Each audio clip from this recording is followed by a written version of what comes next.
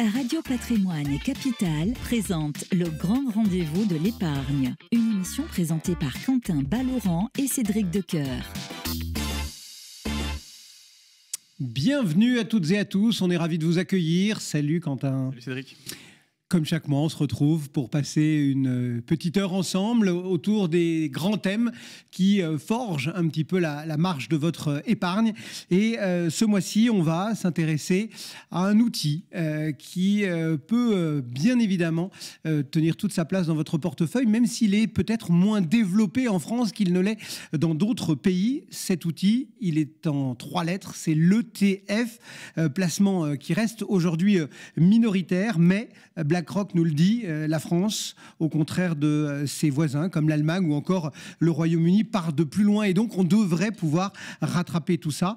Il y a des investisseurs qui disent détenir des ETF. Eh bien, il faut ajouter ceux qui, en plus, en ont, mais sans le savoir, parce que dans leur portefeuille, via l'assurance vie, via le plan d'épargne retraite, eh bien, vous pouvez avoir des ETF sans le savoir, un petit peu comme Monsieur Jourdain, Quentin. Absolument, et puis parmi les détenteurs d'ETF, on a aussi des néo-investisseurs qui s'y sont mis depuis la crise sanitaire, qui ont été séduits par les frais réduits, la simplicité des ETF qui leur permettaient de miser notamment sur les grandes valeurs tech américaines. Il y a eu 2 ans d'euphorie, et puis là, il y a un petit krach boursier qui est peut-être le premier qu'ils connaissent en tant que jeunes investisseurs. Donc, on va les aider à traverser cette période un peu chahutée, on va dire. Et on aura 2 invités qui nous rejoindront dans un instant.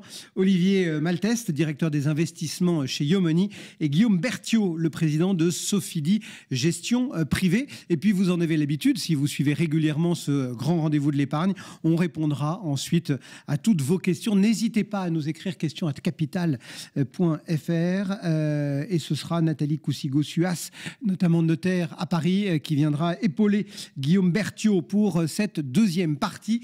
Mais avant de rentrer dans le vif du sujet, comme chaque mois, c'est le journal de l'épargne. Le journal de l'épargne. Et donc on se retrouve pour ce journal. Vous saurez tout de ce qui s'est passé, de ce qui se passe actuellement dans le monde de l'épargne. Quentin, avant de parler investissement risqué, place aux livrets réglementés. On commence à avoir une idée de leur futur taux. Tout à fait Cédric.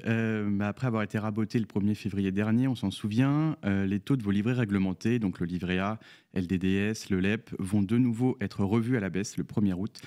C'est désormais assuré, car pour rappel, le rendement de ces livrets est en partie ou totalement indexé sur le niveau de l'inflation, qui est en net recul, et plus précisément sur l'inflation moyenne mesurée sur les 6 mois qui précèdent la révision.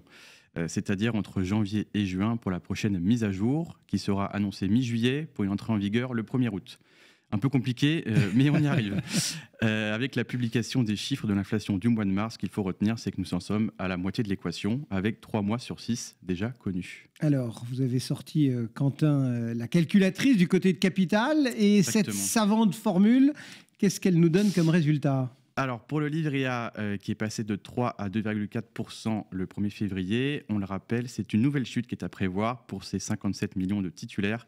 Il pourrait être abaissé à 1,7%, tout comme le livret de développement durable et solidaire, dont le taux est toujours identique à celui du livret A. Et de son côté, le taux du livret d'épargne populaire, réservé aux épargnants à revenus plus modestes, lui doit toujours être supérieur de 0,5 points au livret A, 1,7 plus 0,5. Il ne devrait donc pas chuter à moins de 2,2%. Mais il y a de fortes chances que, comme lors des 4 dernières révisions, il bénéficie d'un nouveau petit coup de pouce de la part de la Banque de France et du ministère de l'économie, qui le maintiendrait sans doute à un taux de 3%. Oui, parce que c'est la fameuse formule savante, elle laisse tout de même une place aux politiques, et notamment du côté du gouverneur de la Banque de France, il y a une sémantique. Si le gouverneur dit une certaine chose, le ministre peut passer outre, alors que si le gouverneur veut contraindre un peu le ministre, il faut qu'il dise autre chose, et à ce moment-là, le ministre est un peu obligé de le suivre. C'est pour dire que les formules ne fixent pas tout, la politique garde aussi la main. On continue avec une bonne nouvelle pour les investisseurs en actions, Quentin. Oui, ça fait toujours du bien de le rappeler, Cédric, quand on est ballotté par une tempête boursière, les actions restent le meilleur placement sur le long terme. Ce n'est pas moi qui le dis, je vous rassure, mais l'IEIF, qui publie cette année son étude sur le sujet à point nommé, pour rassurer les investisseurs en bourse en quête d'une petite lueur à l'horizon. C'est-à-dire, quel est le verdict ? Eh bien, sur la période 1984-2024, donc sur 40 ans, ce sont bien les actions qui affichent la meilleure performance moyenne annuelle, avec 11,8%, suivi par l'immobilier parisien et les foncières. Alors, tout l'intérêt de l'étude est de proposer ce classement également à 30, 15 et 5 ans. Par exemple, depuis 2019, en prenant donc en compte le krach du Covid et la guerre en Ukraine, les actions décrochent un peu, 6,17%. Et c'est l'or qui culmine avec 11,27% de performance par an. Notons toutefois que pour nos amis auditeurs amateurs de crypto, l'étude Je te vois arriver. ne prend pas en compte le cours du Bitcoin qui, lui, sur la période 2019-2024, affiche une hausse de 2600%. Ça fait quand même 520% de moyenne par an. Ça fait réfléchir. Ouais. Bon, et puis un petit nouveau dans la famille des produits d'épargne. Oui, les banques populaires et les caisses d'épargne sont les premières banques à proposer le plan d'épargne avenir climat, le PEAC. Un nouveau placement donc qui avait été annoncé à l'automne 2023 par Bruno Le Maire, notre ancien ministre de l'économie. Ce produit doit en principe être disponible depuis le 1er juillet 2024. Problème, aucune banque ni assureur jusqu'ici ne s'en était emparée. Petit retard à l'allumage donc, mais mieux vaut tard que jamais, et il sera désormais possible d'y souscrire dans les réseaux du groupe BPCE. Tu nous rappelles en quelques mots comment fonctionne, enfin voilà, c'est quoi le principe de ce livret? Oui, c'est réservé aux jeunes, hein. Il peut être souscrit soit par les parents, soit par leurs enfants majeurs. C'est un produit bloqué, on ne peut pas en sortir avant ses 18 ans, et on peut aussi, si on le souhaite, le prolonger jusqu'à ses 30 ans au maximum. Pour le reste, c'est un produit hybride, avec un plafond de 22 950 € comme sur le livret A, mais sans fonds euros ni garantie en capital. L'épargne est investie dans des unités de compte, comme sur une assurance vie ou un PER, en actions et en obligations, mais labellisé investissement vert. Reste à savoir si ce produit durable prendra aussi son temps pour trouver son public. Le journal de l'épargne, donc Quentin Balleran. Tout de suite, on ouvre notre dossier du mois. Le dossier du mois. Le dossier du mois du grand rendez-vous de l'épargne, on vous l'annonçait, concerne bien évidemment cet instrument, les ETF, la gestion passive versus la gestion active, diraient certains. Et on a deux experts pour en parler ensemble. Olivier Malteste, bonjour. Bonjour. Vous êtes directeur des investissements chez Yomoni. Et Guillaume Berthiaud, bonjour. Bonjour messieurs. Président de Sofidy Gestion Privée. Et on compte sur vos éclairages pour nous dire un petit peu comment considérer ces ETF et d'abord peut-être voir leur succès actif, mais peut-être pas tant que ça parfois. Comment est-ce que vous expliquez que les épargnants français aient certes adopté les ETF, mais peut-être pas autant que d'autres épargnants dans le monde? Je ne sais pas qui veut peut-être commencer, Olivier. Si vous voulez. Alors effectivement, il y a une collecte assez importante en Europe. Donc on voit qu'au niveau de l'Europe, on commence vraiment à prendre ce train ETF qui a commencé il y a très longtemps déjà aux États-Unis et qui s'est fortement développé aux États-Unis. Après, en France, on est un petit peu en retard et c'est essentiellement une méconnaissance. Lorsqu'on fait des tests de notoriété aux Français, donc sur les échantillons représentatifs de la population, vous avez aujourd'hui qu'un peu plus que 3 Français sur 10 qui disent connaître un petit peu ou très très bien le marché des ETF, alors qu'au même moment, sur la crypto-monnaie, sur les bitcoins, par exemple, vous êtes à plus de 80%. Donc on voit que c'est moins médiatisé. Donc chez les jeunes, on voit que ça prend beaucoup plus, c'est-à-dire que les jeunes connaissent beaucoup plus les ETF que les plus anciens. Néanmoins, mais on n'est qu'à 3 Français sur 10, un peu plus de 3 Français sur 10 qui savent ce que c'est concrètement qu'un ETF. Mais est-ce que, Guillaume, il n'y a pas aussi une question de naming? Enfin, je suis désolé de faire un petit anglicisme, mais d'abord, c'est un mot anglais. Deuxio, quand on regarde le nom de tous les produits ETF, c'est souvent complètement incompréhensible. Bitcoin, Ethereum, je ne sais pas si c'est simple ou si c'est pas simple, mais au moins il y a un vocable pour... Oui, les acronymes, c'est jamais joli. Hein. Donc ETF, c'est pas très beau et c'est effectivement beaucoup d'anglicisme derrière. Non, mais moi, pour compléter ce que disait Olivier, c'est qu'effectivement, on manque déjà de culture financière en France, on le sait. Hein.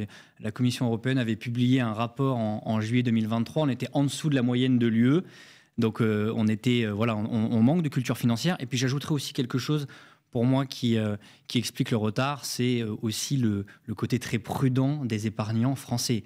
On aime le garanti en capital, on aime un peu moins les actions au départ. On a été biberonné au livret A et au fonds euro. Le livret A, le fonds en euros, on aime bien la pierre, donc ça s'explique aussi. Mais heureusement, ça change et c'est très bien parce que ce sont des outils de diversification importants aujourd'hui.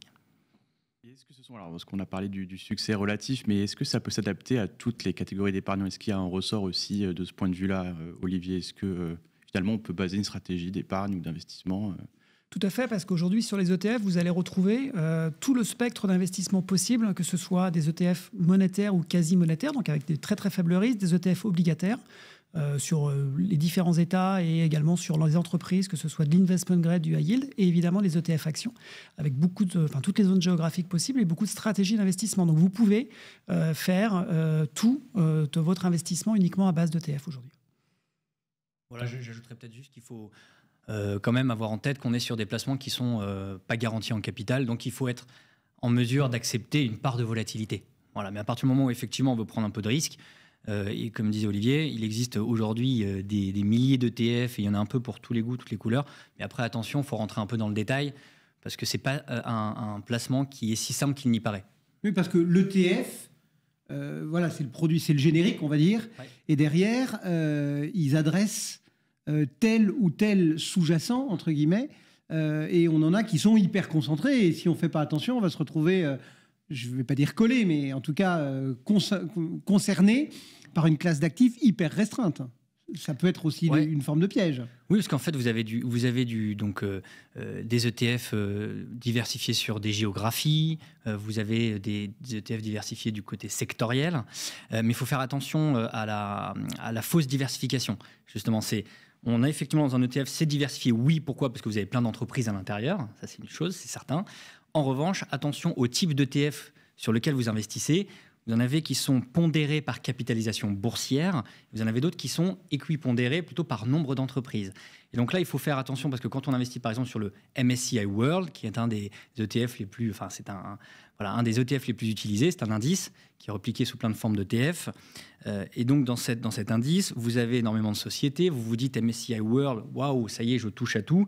Mais en réalité, je crois que c'est jusqu'à 60-70% aujourd'hui de pondération américaine. Voilà, il faut quand même le savoir. On a beau avoir plusieurs entreprises, des dizaines d'entreprises à l'intérieur. On se dit, tiens, j'investis avec ce qui all se passe around en the ce world, moment, et en fait, rien du tout. On est exposé à 70%. Pourquoi? Si on l'explique très rapidement, c'est parce que vous avez des entreprises américaines de la tech qui pèsent, on le sait, énormément en termes de capitalisation boursière. C'est vrai que la question un peu sous-jacente, c'est ce que je disais en introduction, le débat entre la gestion active et la gestion passive, puisque on rappelle, un ETF, finalement, c'est un fonds qui est coté en permanence, qui est géré, entre guillemets, automatiquement, alors que de l'autre côté, un FCP, c'est un gérant qui cisèle le fonds, qui fait ses choix, etc. Est-ce que ça veut dire qu'il y a ce vrai match entre gestion active, gestion passive, et est-ce qu'on se dit que s'il y a ce rattrapage que vous évoquez tous les deux un petit peu de la part des ETF dans le patrimoine des épargnants, est-ce que ça veut dire qu'en fait la gestion active, on va dire, est condamnée, que ce sera forcément la gestion dite passive, donc les ETF qui en remporteront à terme le morceau?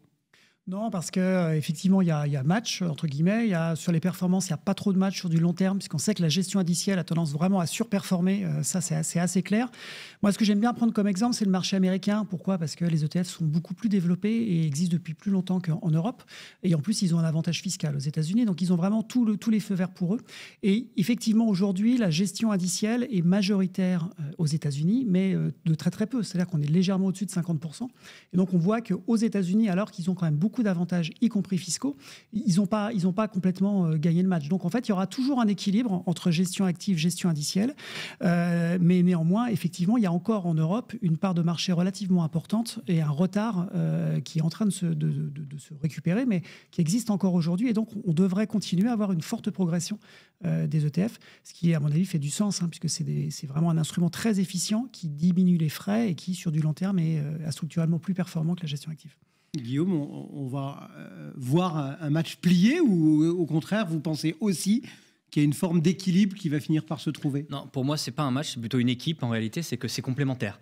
Il ne faut pas les opposer, il faut les associer, à mon sens. Effectivement, la gestion indicielle, ça a apporté, les ETF, c'est un peu moins coûteux, c'est très accessible aujourd'hui dans les contrats d'assurance vie. Ça ne l'était pas aussi hier, c'est ce qui explique le fait qu'aujourd'hui, ça soit beaucoup plus prisé. Après, pour moi, c'est plutôt c'est le pilote automatique versus le pilote manuel. Voilà. Le pilote automatique, quand vous avez un bateau et que la mer est calme, l'horizon dégagé, effectivement, que vous mettiez un capitaine ou le pilote automatique, il ne va pas y avoir une grande différence, il ne va pas pouvoir faire une surperformance incroyable. En revanche, quand la mer commence à être agitée, qu'il y a des vagues et du remous et que c'est le brouillard, on a plutôt envie d'avoir le capitaine à bord parce qu'il va être capable peut-être de mieux manœuvrer. Et ce que je veux dire par cette analogie, c'est que je pense qu'il y a un tempo, un moment de marché pour chacun. Quand ça va très bien, qu'il n'y a pas beaucoup de brouillard, encore une fois, sur les marchés boursiers, la gestion indicielle peut très bien y répondre.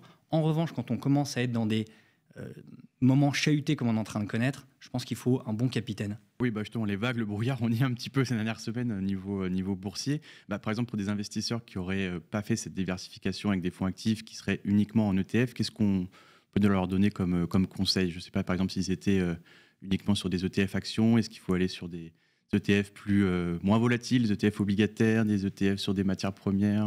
Alors pour compléter ce que disait fort justement Guillaume, c'est qu'en plus vous avez de la gestion pilotée sur ETF. Et là, c'est ce qui vous permet de vraiment mélanger les deux. C'est-à-dire que vous avez quelqu'un qui va prendre des décisions d'investissement pour vous, qui va vous permettre aussi du coup d'avoir du recul et d'être un peu moins inquiet. On sait qu'il y a beaucoup de biais lorsque vous faites vos investissements, vos propres investissements, des biais psychologiques qui vont vous faire commettre des erreurs. Donc le fait de déléguer permet d'associer les deux. Et effectivement, alors aujourd'hui, grâce aux ETF obligataires, ou aux ETF monétaires, on va pouvoir, si on cherche, se désinvestir un petit peu. L'idée, quand même, c'est de rester exposé. On sait que globalement, sur du long terme, c'est vraiment important, c'est toujours de revenir sur son horizon d'investissement. Sur de long terme, il faut être exposé.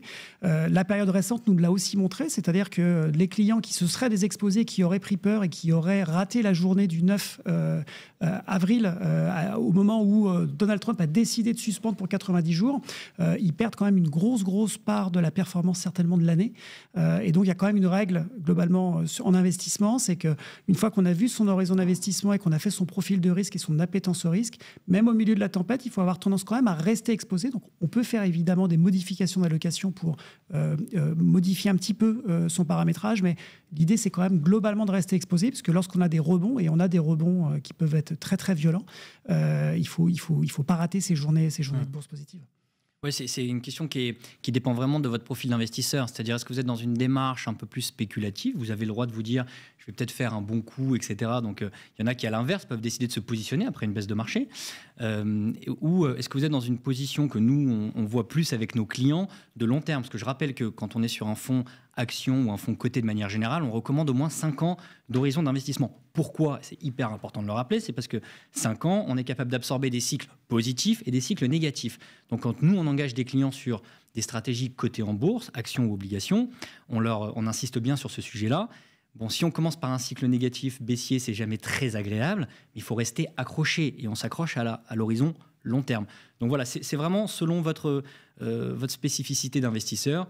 Vous voulez jouer des rebonds à court terme, très bien, c'est une possibilité et allez-y. Mais si vous êtes dans une démarche plutôt conseiller en gestion de patrimoine, celle que nous avons au quotidien, c'est attention, rappelez toujours à nos clients, c'est long terme, ne paniquez pas, keep calm et traversez la tempête. Moi, j'aime bien serrer, entre guillemets, les différents actifs, pour reprendre ce que vous disiez. Se dire que quand on veut investir dans des actions très proches, on peut le faire en direct, en clair sur le CAC, etc. Finalement, des choses, des entreprises qu'on connaît. Quand on veut prendre un petit peu plus de distance, passer sur du fonds classique. Puis quand on veut aller très au large, les marchés émergents ou autres, là, pour le coup, faire des ETF. Ça vous semble un bon guide? Moi, j'aurais plutôt dit l'inverse, justement. C'est amusant. C'est-à-dire que sur les marchés émergents, c'est encore des endroits où un gérant vraiment spécialisé va réussir à générer potentiellement un petit peu de surperformance, là où sur des marchés très développés, on le voit structurellement, la gestion active, donc il y a les études, notamment l'étude Spiva, fait par S&P, qui montre que sur des marchés très très développés, la gestion active sur du long terme n'arrive pas à battre ces indices. D'accord. Donc vous, ce sur serait des plutôt endroits vraiment plus spécifiques, des gérants évidemment sur une connaissance de zone, sur une manière d'arriver à traiter des opérations, avec un back-office local et ainsi de suite. Là, un gérant actif pourrait arriver potentiellement à faire un petit peu mieux. Mais voilà, donc là, on est vraiment sur des choses spécialisées. C'est vrai qu'on ne peut pas complètement opposer gestion active, gestion indicielle. Même si sur des actifs cotés extrêmement liquides, la gestion active a évidemment du mal en termes de performance, dû aux frais qu'ils ont besoin d'imposer et aussi d'engager pour arriver à faire leur sélection de titres. Ça vaut pour la zone géographique, mais aussi pour les secteurs de niche. En fait, tout ce qui est un peu niche, là, faut un vrai vous avez spécialiste. quelqu'un qui veut investir, je sais pas, dans la cybersécurité, dans des choses très spécifiques, dans des petits marchés. Là aussi, je pense qu'il y a un plus pour la gestion active par rapport à la gestion passive. Bon, un petit mot aussi, Quentin nous a un peu emmené dans la tempête boursière qui a secoué les marchés. C'est vrai qu'on a un agitateur dans le bureau ovale qui change d'avis parfois, ou souvent. Comment est-ce qu'on doit réagir? Parce que c'est vrai que vous nous disiez, là, on a aussi parfois des nouveaux clients. Enfin, voilà, comment est-ce qu'on doit réagir lorsque on est confronté à un temps plus que variable et qu'il y a des allers-retours, qu'il y a des renversements, des portes de saloon, comme on dit. Enfin, c'est quand même compliqué quand on a décidé de franchir le pas de l'investissement action, qu'il soit en gestion active ou en gestion passive d'ailleurs. Hein. Et puis et qu'on s'en prend une. On se dit, non, en fait, finalement, c'était pas pour moi. On ressort tout de suite. Enfin, voilà, on peut faire des erreurs. Comment vous faites pour un peu amariner, pour reprendre votre métaphore nautique, enfin voilà, pour essayer de dire non, prenez un peu de mer calme et ça va passer. Ouais, moi j'ai une technique personnellement, moi je mets un petit mouchoir dessus, j'évite d'aller regarder quand c'est un peu, quand je sais que ça a pris un peu le bouillon. Mais encore une fois, j'en reviens à votre objectif. Si vous êtes sur du long terme, il faut et que vous avez été prévenu justement de ces possibles variations, vous restez accroché parce qu'on vous l'a expliqué, vous êtes long terme. Voilà. Donc c'est pas évident, ça demande de la pédagogie, mais en fait, il faut rappeler une chose, c'est que les marchés cotés, ça monte, ça descend, et c'est normal, d'accord ? Donc bien entendu, on est tous ravis quand ça fait que monter ou que ça commence par monter, surtout quand on vient d'investir, mais si ça baisse, il faut rappeler encore une fois, c'est la normalité d'un cycle boursier. Voilà, donc ensuite, si vous êtes un autre type d'investisseur plutôt spéculatif, là vous pouvez investir et en profiter.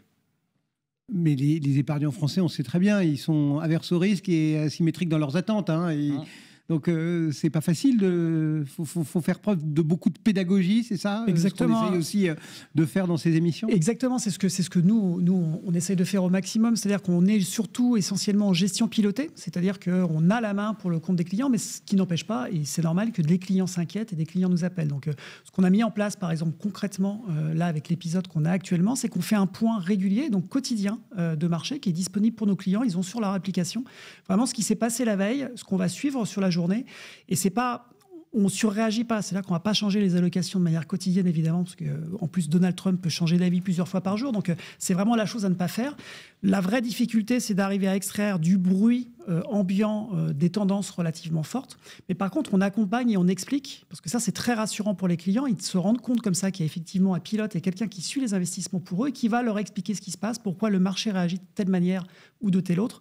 Et ça, donc, on a vraiment mis en place quelque chose de spécifique sur la période actuelle, sur lequel on fait des commentaires vraiment quotidiens pour accompagner les clients et les rassurer par ce côté pédagogique, tout simplement.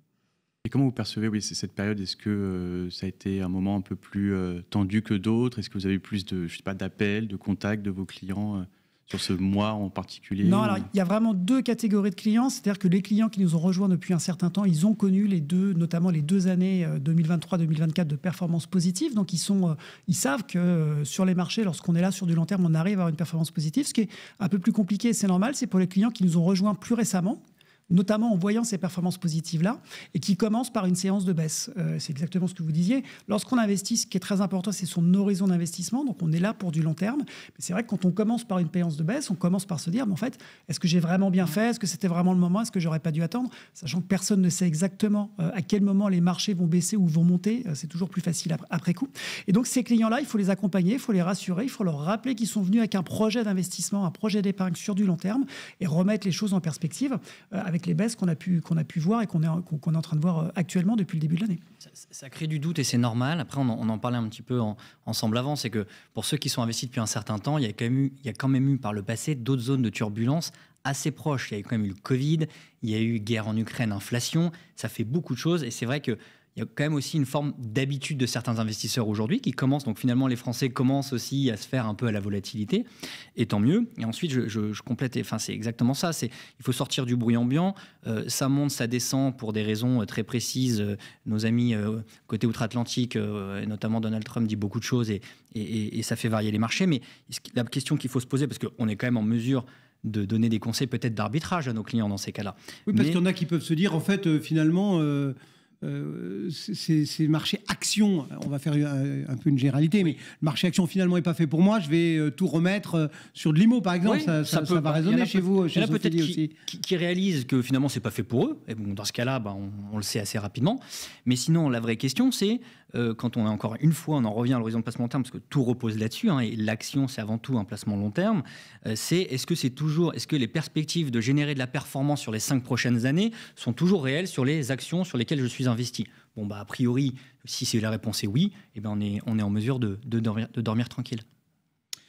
Eh bien voilà quelques éléments à voir autour de toutes ces questions liées aux ETF et puis à ces mouvements de marché qui, bien évidemment, peuvent vous concerner. Mais il faut vraiment garder une vision long terme, vous l'avez rappelé. Et puis, pourquoi pas, si vous en avez la possibilité, prévoir d'investir régulièrement sur les marchés. C'est aussi, il y a maintenant de plus en plus, je ne sais pas, peut-être chez Yomoni, des formules d'abonnement qui permettent, comme on gère son mobile ou sa box Internet, se dire, tiens, je mets... 30 ou 35 euros par mois ou 50 euros par mois et puis c'est investi automatiquement et parfois en haut, parfois en bas. Ça, c'est un vrai conseil qu'il faut donner, c'est-à-dire que les clients qui ont mis en place un versement programmé justement pour épargner sans se poser de questions de manière régulière, l'intérêt du versement programmé, c'est de pouvoir justement investir tout le temps, y compris pendant les séances de baisse, pour arriver à baisser en fait le prix d'entrée globalement sur le marché. Il ne faut surtout pas prendre peur à ces moments-là et retirer son versement programmé. Tant qu'on avait une épargne possible, disponible tous les mois, il faut la garder, sinon on perd l'intérêt vraiment du versement programmé. Et c'est parfois un réflexe qu'ont les clients en disant il faut absolument que je fasse quelque chose, donc je vais commencer par couper mon versement programmé. Mais on retire en fait tout l'intérêt du versement programmé qui est d'arriver aussi à investir sur des moments un petit peu plus de creux de marché. C'est l'erreur à ne surtout pas faire et c'est surtout le meilleur tips si on veut y aller avec ceinture bretelle sur les marchés, c'est versement programmé ou si vous avez une grosse somme d'argent, vous n'avez pas envie de la découper, parce qu'en fait vous avez tous les contrats d'assurance vie quasiment aujourd'hui proposent un investissement progressif, c'est-à-dire vous avez 50 000 euros à mettre sur votre contrat d'assurance vie. Vous vous dites, je vais lisser un petit peu mon entrée sur les marchés. Vous mettez 50 000 euros sur votre fonds en euros. Et ensuite, vous décidez avec votre conseiller si vous voulez les investir sur 6, 8 mois, 10 mois. Et dans cette période, comme ça, c'est réglé, c'est investi. Et dans cette période de volatilité, on fait ça avec quasiment 100% de nos clients. On leur dit, sauf s'ils souhaitent faire différemment, mais on ne voit pas à très court terme ce que ça va faire. Il peut y avoir du haut et du bas très rapidement. Et on fait ça en investissement progressif sur 6 mois. Et comme ça, on lisse les effets de marché. Merci beaucoup à tous les deux. Donc, Olivier Malteste pour Yomoni et Guillaume Berthiaud pour Sofidy Gestion Privée. Vous restez avec nous, Guillaume ? Avec plaisir. On va répondre bien évidemment à toutes vos questions, celles que vous nous envoyez sur questions@capital.fr. Vos questions, nos réponses. Dernière étape, entre guillemets, de ce grand rendez-vous de l'épargne, sacro-saint rendez-vous où on répond à toutes vos questions. N'hésitez pas à nous écrire, questions@capital.fr, et 2 experts qui sont là pour vous répondre.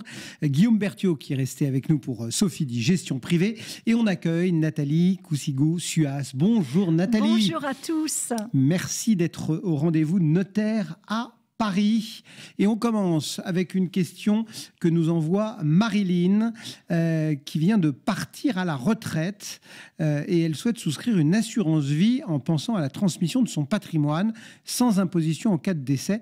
Elle nous précise, Marilyn, avoir 64 ans et vouloir conserver son PER, et elle se demande quelle stratégie vous pouvez lui recommander dans le contexte actuel, Guillaume. Mais écoutez, oui, Marilyn, vous avez raison de penser à l'assurance vie si vous pensez à la transmission. Donc l'assurance vie, et si vous avez raison de penser à l'assurance vie aussi, si vous voulez placer de l'argent pour vous, pour la retraite. En fait, l'assurance vie, c'est un best-seller de l'épargne en France, et c'est pour des bonnes raisons. C'est que ça sert autant pour soi, pour épargner et pour utiliser son capital, notamment à la retraite, mais c'est également intéressant en termes de transmission. Ça, c'est la première chose. Donc oui, c'est intéressant d'y songer très fortement. La deuxième chose, c'est que vous avez un PER, et c'est très bien parce que c'est complémentaire du PER. Donc, le PER permet aussi d'épargner pour sa retraite, bien sûr, et vous pouvez sortir en capital ou en rente. Donc, vous pourrez très bien, par exemple, choisir de garder du capital disponible dans l'assurance vie et pourquoi pas sortir en rente sur votre PER. Par exemple, il y a plein de stratégies possibles autour de ça. Et sachez quand même au passage que le PER est également intéressant en termes de transmission. C'est un peu différent que l'assurance vie, mais c'est quand même assez proche. Donc, vous êtes sur la bonne voie. Donc, c'est bien de ne pas opposer les produits, au contraire de panacher Ils sont extrêmement complémentaires. un petit peu son patrimoine. Le deuxième niveau de question à laquelle je ne peux pas répondre parce que ça va dépendre de votre profil d'investisseur, c'est qu'est-ce que vous pouvez mettre à l'intérieur de votre contrat d'assurance vie. Parce que le premier niveau de réponse est est-ce que je fais de l'assurance vie? Honnêtement, on déconseille rarement à quelqu'un de faire l'assurance vie. Et ensuite, la deuxième question, c'est comment j'alloue mes capitaux à l'intérieur de mon contrat. Bon, c'est vrai qu'à 64 ans, on va peut-être être moins offensif qu'en début de carrière, entre guillemets. Mais bon, après, chacun son goût. Hein. Oui, mais je nuance souvent ce propos parce que pour moi, ce n'est pas qu'une question d'âge. Vous pouvez être âgé et avoir envie de sauter en parachute et vous pouvez être jeune et ne pas oser monter dans un arbre. Moi, je pense que le vrai sujet, c'est votre profil d'investisseur et quand même votre surface patrimoniale. Oui. Effectivement, si vous êtes âgé et que vous avez une surface patrimoniale qui vous permet tout juste de répondre à vos besoins, dans ce cas-là, effectivement, pensez à sécuriser. Après, pour des gens qui ont plus de patrimoine, heureusement, ils continuent à prendre du risque, quel que soit l'âge. On enchaîne avec une question de Franck. Bonjour, je suis marié sans enfant, mais mon épouse a, elle, 2 enfants d'un premier mariage. J'aimerais qu'à mon décès, mon appartement lui revienne et qu'à son propre décès, il soit transmis à mon neveu et donc pas aux enfants de son épouse. Quelle est la meilleure solution pour organiser cette double transmission en respectant mes volontés, nous demande Franck. Oui, alors là, Franck, c'est une question à laquelle on est souvent confronté parce qu'on voit bien l'idée. Si Franck venait à décéder sans testament, eh bien, c'est son épouse qui hériterait de lui automatiquement, sans droit de succession d'ailleurs, et au décès de l'épouse, ça reviendrait directement aux enfants de l'épouse, privant ainsi les neveux de Franck de tout droit dans sa succession. Donc, il y a 3 possibilités, mais tout dépend de ce qu'il compte faire, s'il compte ou non avantager sa femme. Le droit donne plusieurs possibilités à Franck, sachant, il faut le savoir, c'est une singularité de notre droit français. Figurez-vous, quand une personne décède avec un conjoint et sans enfant, son conjoint, il est dit héritier réservataire. C'est-à-dire qu'on ne peut pas faire n'importe quoi. Il a droit à 25% d'office de la succession, automatiquement. Donc là, Franck, qu'est-ce qu'il peut faire?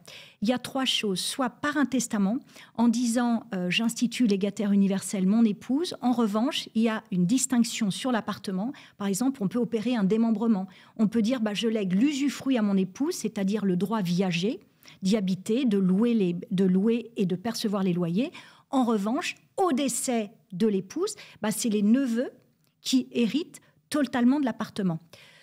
Une difficulté, c'est-à-dire qu'il faut prévoir, si les neveux sont nus propriétaires, qu'ils devront quand même continuer à assurer les grosses charges. Mais imaginez qu'il y a un ravalement, il faudra que ce soit les neveux qui les prennent en charge. Donc peut-être organisé dans le testament, soit que ça serait l'épouse qui les prend en charge, soit en l'assortissant d'une assurance vie pour que l'épouse puisse assurer les charges de cet appartement, ou l'assurance vie au profit des neveux pour qu'ils puissent assurer les charges. Donc ça, c'est une première possibilité.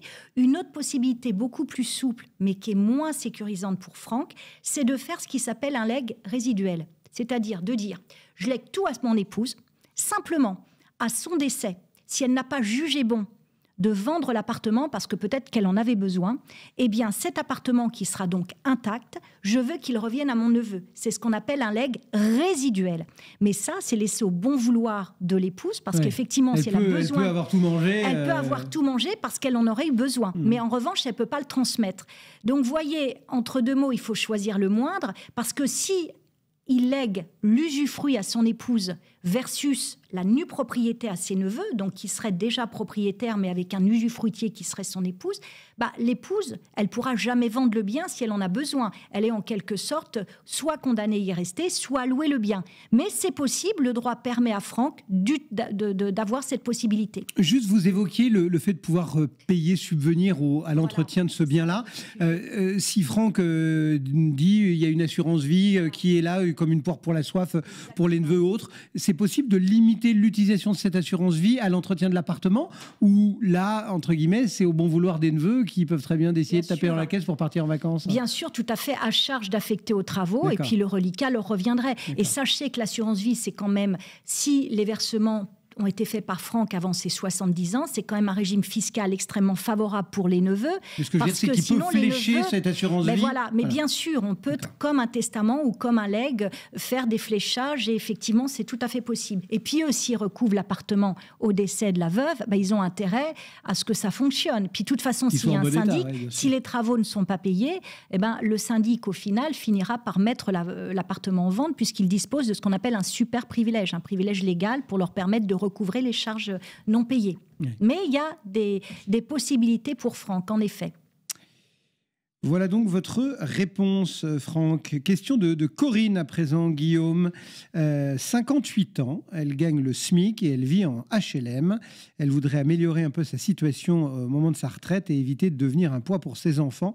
Et elle se demande qu'est-ce qu'on lui conseillerait entre une assurance vie et un PEL. Eh bien déjà, effectivement, c'est une très bonne chose donc de penser à épargner et de le faire le plus tôt possible. Je le rappelle, même avec ses propres moyens. Le meilleur allié pour se constituer un patrimoine, ça reste le temps. Donc une fois qu'on a décidé d'investir... Vous voulez dire qu'à 58 ans, elle aurait dû y penser avant? Non, je dis pas ça. Je dis qu'il vaut mieux. C'est toujours le bon moment de commencer. Voilà, et le plus tôt possible. Mais parfois, on fait avec ses moyens et c'est bien normal. Et donc, quand on décide de commencer à épargner, effectivement, Corinne, vous posez la question entre une assurance vie et un PEL. Là, je vous répondrai encore une fois plutôt l'assurance vie. L'assurance vie, pourquoi? Parce que c'est plus souple que le PEL. Vous allez pouvoir sortir des capitaux et en remettre plus facilement, parce que le PEL, c'est un plan. Alors je rappelle, le PEL au départ, c'est un plan d'épargne logement. Il a été détourné de son objectif principal, qui était d'épargner en vue de se créer des droits pour avoir un crédit plus favorable. Bref, oui. Ça fait longtemps qu'on l'utilise plus pour ça. Aujourd'hui, le PEL, c'est 1,75% de rentabilité. Avec l'assurance vie, on peut quand même prétendre à mieux. Donc l'assurance vie plus souple. Un PEL, si vous voulez sortir une partie, vous devez tout casser, donc c'est pas souple. Et puis en plus, avec l'assurance vie, vous allez pouvoir penser également à la transmission et avoir des avantages, ces fameux abattements avant 70 ans. Vous avez 58 ans, vous pouvez largement y prétendre. Donc vous pouvez, encore une fois, faire beaucoup mieux et beaucoup plus de choses grâce à l'assurance vie avant de commencer par le PEL. C'est vrai que le PEL a été un peu tué par la grande phase de taux extrêmement bas, où c'était plus du tout intéressant d'avoir les prêts bonifiés. Mais la question est quand même judicieuse, parce que le PEL, il y a encore quelques années, offrait 2,5%, voire 3%. Il y a des anciens PEL qui sont conservés par des clients de certaines banques qui ont été ouverts il y a très longtemps, et tant que vous ne le clôturez pas, vous gardez le taux. Donc le PEL, attention, il faut bien regarder le taux. C'est un contrat, on rappelle. Donc le taux qu'on a fixé au départ... Il est figé. Ça coûte très cher à certaines banques. Il y en a qui sont encore à 6-7%. Et d'ailleurs, s'il y en a parmi nos auditeurs et les lecteurs de Capital qui ont des vieux PEL et que la banque appelle avec une offre super alléchante pour fermer son vieux PEL, surtout ne cédez pas au chant des sirènes. Il n'y a pas de petit intérêt. Si la banque appelle, c'est qu'elle a priori intérêt à ce que vous le fermiez. Alors, on enchaîne avec Magali. Bonjour, avec mon mari, nous avons un patrimoine immobilier déséquilibré. 400 000 euros pour moi, 800 000 euros pour lui. Il envisage de me faire une donation de 2 biens d'une valeur totale de 225 000 euros pour équilibrer nos patrimoines et amorcer la transmission à nos enfants. Mais en cas de divorce, que deviendrait cette donation? Serait-elle remise en cause lors de sa succession? Devrais-je payer des droits de mutation alors au moment de la donation si nous étions encore mariés? Maître. C'est une très très bonne question que pose Magali, et une sorte à la fois de protection de Magali et d'organisation du patrimoine. Qu'est-ce qu'elle nous dit, Magali? C'est qu'a priori, on va considérer qu'ils n'ont que des enfants communs, parce que sinon, ça sera encore une autre histoire. Ils n'ont que des enfants communs, et son époux, il a 800 000 euros de patrimoine versus 400. Donc, il se dit, je vais te faire une donation pour équilibrer notre patrimoine. Et puis aussi, pourquoi? Ce que nous dit Magali, c'est que derrière, il y a une idée de transmission aux enfants. Pourquoi? Alors bien sûr, il ne faut pas le faire à contretemps, ce que je vais vous dire, parce que sinon le fisc, l'administration fiscale serait bien, elle aurait le droit de requalifier ça en avantage fiscal, en fraude fiscale et en abus de droit. C'est-à-dire qu'en fait, ce faisant, le mari de Magali va lui transférer une partie de son patrimoine, de sorte que déjà elle est plus protégée, et lorsqu'ils vont donner à leurs enfants communs, ils vont bénéficier chacun des abattements. Vous savez qu'on a 100 000 euros d'abattements par enfant et par parent. tous les 15 ans. Donc, ça va permettre de lisser les abattements et les tranches. Donc, c'est intéressant fiscalement quant à la répartition du patrimoine lors de la donation. Sauf que, ce faisant, Magali, elle se pose une question, mais est-ce que cette donation, si on vient à révoquer, à divorcer, est-ce qu'elle serait révoquée ? Eh bien, ce qu'il faut savoir, c'est que maintenant, depuis une loi qui a été votée maintenant il y a plus de 21 ans, la loi du 26 mai 2004, les donations de ce qu'on appelle bien présent, c'est-à-dire je te donne ce bien-là, entre époux, elles sont irrévocables. C'est-à-dire que quoi qu'il arrive, même s'il y a un divorce, la donation, c'est fini, on ne peut plus revenir dessus. D'accord ? Donc, elle n'aura plus rien à payer. Mais sachant, petite précision, c'est qu'à l'occasion de cette donation, eh ben, il va y avoir des droits de mutation entre époux. Vous savez peut-être que lorsqu'on hérite de son conjoint, on est complètement exonéré de droits de succession parce qu'il n'y a plus de droits de succession entre conjoints, comme d'ailleurs entre partenaires pacsés. En revanche, quand on donne de son vivant un bien, là, il y a des droits. Il y a des droits de donation, ce qu'on ignore parfois, parce que, somme toute, l'opération est rarement faite. Je vais vous dire pourquoi. Donc, il y a une franchise fiscale à l'occasion de la donation de 80 724 €. C'est-à-dire que sur les 220 000, il va y avoir une franchise. Et une fois déduit aux 220 000 les 80 000 € d'abattement, il va avoir des droits de 20% à payer au Trésor public. Donc sur les 140 000 et quelques. Il y a plus malin à faire, c'est-à-dire plus malin qu'une donation, mais qui va revenir au même, vous allez voir. Pour éviter ces droits de mutation, eh bien, en fait, on va pouvoir aménager le régime matrimonial de Magali et de son époux. Et en fait, son époux va apporter à une société d'acquêt les biens, en indiquant d'ailleurs qu'en cas de divorce, il n'en ferait pas reprise. Comme ça, pour revenir à la situation que vous évoquiez auparavant. C'est-à-dire, sauf qu'on évitera tout à fait légalement les droits de mutation à titre gratuit, puisque dans ce cas-là, c'est un avantage, c'est considéré, ce n'est pas considéré comme une donation fiscalement. Donc, vous voyez, il y a des petits trucs à faire plutôt qu'une donation qu'on fait rarement. Un aménagement du régime matrimonial dont les conditions ont vraiment été assouplies depuis 2019, où le mari de Magali va apporter à une société d'acquêt ou à une communauté, que sais-je, eh ben, les biens pour qu'en fait, elle en ait la moitié de ce qu'il veut. Ça veut dire changer de régime.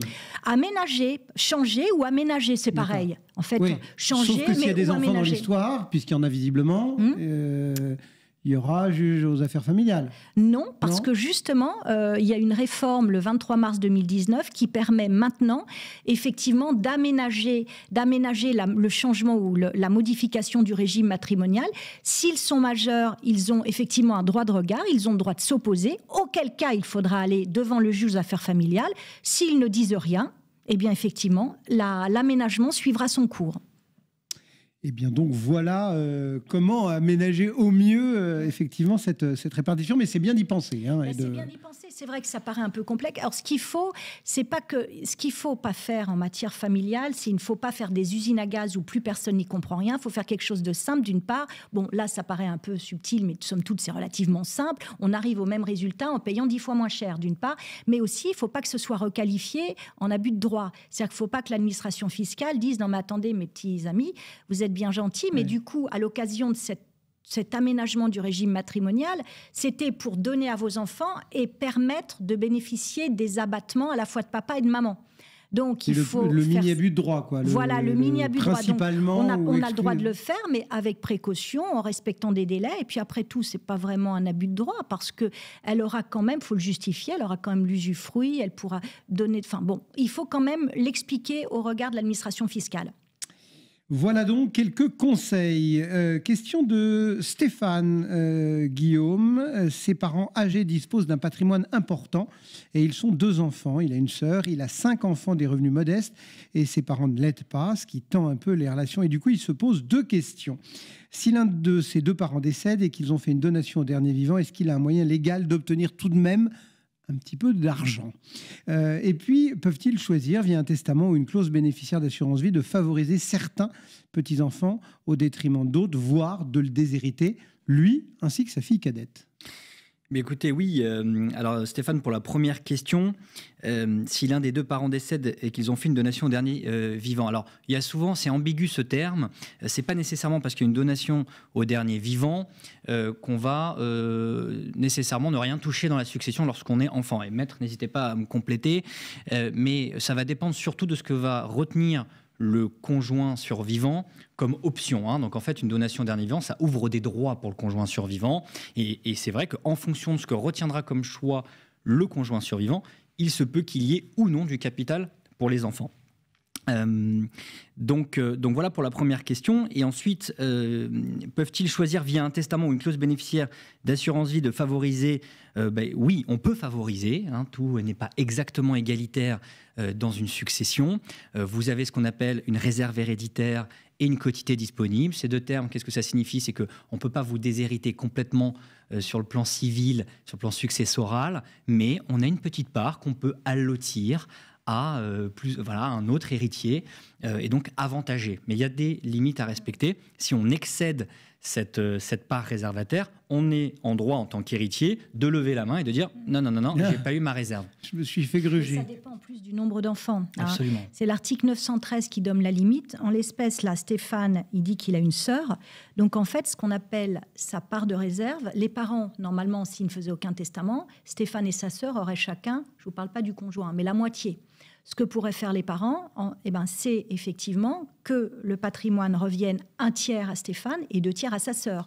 Ou ce tiers possible, au lieu de moitié-moitié, revienne aux petits-enfants. Ça, c'est ce qu'on appelle la quotité disponible. Donc, moi, ce que je pense, c'est que comme il y a une donation au dernier vivant, et effectivement, la donation au dernier vivant, contrairement à une idée répandue, c'est les enfants héritent quand même. Sauf que souvent, ce que fait le conjoint survivant, et là, gageons, c'est ce qu'il va faire, surtout si les relations sont relativement tendues, il va opter pour la plus forte des options permises par la donation au dernier vivant. Je vous la fais courte, c'est la totalité du patrimoine en usufruit et 1/4 en nue propriété. C'est-à-dire concrètement, dès lors qu'il a l'usufruit, il peut dire aux enfants, oui, vous héritez, mais en fait, vous ne toucherez votre part que lorsque je le voudrais, soit lorsque je décéderai, soit lorsque je déciderai de vendre. Alors effectivement, il faudra l'accord des enfants qui, dans la plupart des cas, le donnent parce qu'à ce moment-là, ils ont leur part, mais pas avant. Donc, à la limite, effectivement, il y a des cas où les enfants, nous, les notaires de France, on en reçoit souvent des enfants d'une précédente union, où ils viennent dire, je comprends pas, j'ai vu à la télé qu'on pouvait pas déshériter ses enfants, mais là, en fait, ma belle-mère ou mon beau-père me dit, tu touches rien. Et c'est la loi. C'est-à-dire qu'ils ont leur part, mais elle est en quelque sorte gelée. En revanche, ils ont des garde-fous, ils peuvent demander un certain blocage des capitaux pour que le conjoint ne recueille que les intérêts ou les revenus, vous voyez. Mais effectivement, ils peuvent très bien ne rien toucher. Donc ça peut, en plus, on peut diminuer les droits de Stéphane, soit par testament, et on peut faire les deux. Donc en lui léguant que sa part de réserve. Et puis pour l'assurance vie, c'est encore plus fort, si je puis me permettre, parce que l'assurance vie, dès lors que ce n'est pas fait à contre-temps et dès lors que les primes ne sont pas manifestement disproportionnées par rapport aux facultés du souscripteur, on peut effectivement donner une grosse partie à ceux que l'on désigne, soit que ça serait uniquement la sœur de Stéphane, soit seulement l'un des petits-enfants. C'est possible. Et j'ajouterais une chose, c'est que quand on est nu propriétaire, en plus, non seulement on touche rien, mais on peut être amené à devoir payer des impôts. C'est-à-dire qu'on peut être amené à, si on reçoit une somme importante, ça a une valeur, la nue propriété, dans la transmission, bien sûr.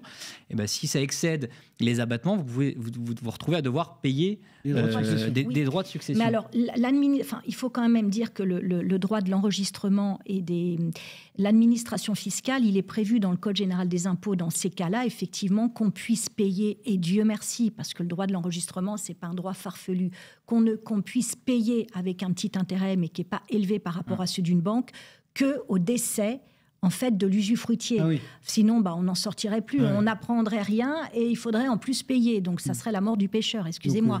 Donc effectivement, tout ça, dans ces cas-là, on renvoie aux 6 mois du décès du beau-père ou de la belle-mère, parce que c'est souvent ça dont il s'agit, ou du père ou de la mère.